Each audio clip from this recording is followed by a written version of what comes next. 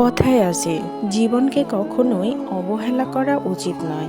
আর সফলতা কখনো নিজে নিজে এসে ধরা দেয় না। সফলতার উচ্চ শিখরে পৌঁছাতে গেলে অবশ্যই কঠোর পরিশ্রম আর অনেক বেশি তীব্র আকাঙ্ক্ষা থাকা অনেক বেশি জরুরি। আজ আপনারা এই ভিডিওতে দেখতে পাবেন তেমনই একটি সুন্দর গল্প। তো চলুন শুরু করা যাক। আসসালামু আলাইকুম বন্ধুরা, আজ আমি আপনাদেরকে দেখাবো তেমনই একটি সুন্দর হৃদয় স্পর্শ করা গল্পটি। দেখতে পাচ্ছেন এই ছোট্ট বালকটি সে নিজে হাতে আজ এই সবজি সব কিছু রোপণ করেছে। আসলে আমি বলছিলাম না, ইচ্ছা শক্তি মানুষের জীবনের সবচেয়ে বড় অধ্যায়। ইচ্ছা শক্তি থাকলে মানুষ সব কিছু জয় করতে পারে। দেখুন কত সুন্দর হয়েছে। আসলে ছোট্ট হাতে যদি এত কিছু করতে পারে, আমরা বড় মানুষ হয়েও কিন্তু এগুলা করতে পারি না। মানুষ যদি চায় সে আসলে সব কিছু জয় করতে পারে।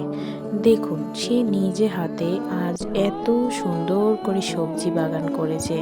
এখানে সে করলা গাছ, পটল গাছ এবং সেই সাথে শশা গাছ রোপণ করেছে। গাছগুলো কিন্তু অনেক সুন্দর হয়েছে। আশা করি ফলও দিবে অনেক ভালো। শুধু এখানেই কিন্তু শান্ত হয়নি, সে রোজ এগুলোর পরিচর্যা করে, পানি দেয়, সব রকমের যত্ন করে। সে নিজে হাতে এই সব কিছু করেছে এবং সেই সাথে সে নিজে হাতে এই বসার সুন্দর জায়গাটি করেছে। গ্রামের মধ্যে এই সুন্দর জায়গায় বসে থাকতে কিন্তু বেশ ভালো লাগে। এছাড়াও আপনাদেরকে আরও সুন্দর একটি জায়গা দেখাচ্ছি। সে নিজে হাতে এত সুন্দর করে যত্ন করে সব কিছু করেছে। এত সুন্দর করে সে নিজে হাতে টমেটো গাছ, মরিচ গাছ, ডাঁটা শাক, লাল শাক সব কিছু রোপণ করেছে। আল্লাহর অশেষ নিয়ামত হয়তো তার কাছেই ধরা দিয়েছে। দেখুন গাছগুলোতে কত সুন্দর টমেটো ধরেছে।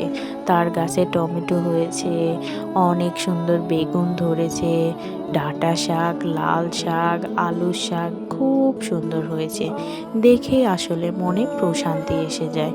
দেখলে মনে হয় যেন এই ছোট্ট হাত দুটি সত্যি অনেক বড় অবদান রাখছে। তার গাছগুলো দেখলে খুব ভালো লাগে, মনটা প্রশান্তিতে ভরে যায়। সে কিন্তু এখানেই থেমে থাকেনি, তার জীবনের প্রতিটা পদক্ষেপই যেন সফলতার মুখ দেখেছে। সে পড়াশোনায়ও কিন্তু অনেক মেধাবী। সে ক্লাস 5-এ এবং ক্লাস 8-এ ট্যালেন্ট ফুলে বৃত্তি পেয়েছে। আসলে মানুষ চাইলে কিন্তু সব কিছু করতে পারে, কিন্তু মানুষের সেই ইচ্ছা শক্তিটাই সবচেয়ে বেশি কার্যকর। আজ আপনাদের এই ইচ্ছা শক্তিটা আর অদম্য সাহস আর তার প্রতিভা দেখে কেমন লেগেছে অবশ্যই জানাবেন। ধন্যবাদ সবাইকে।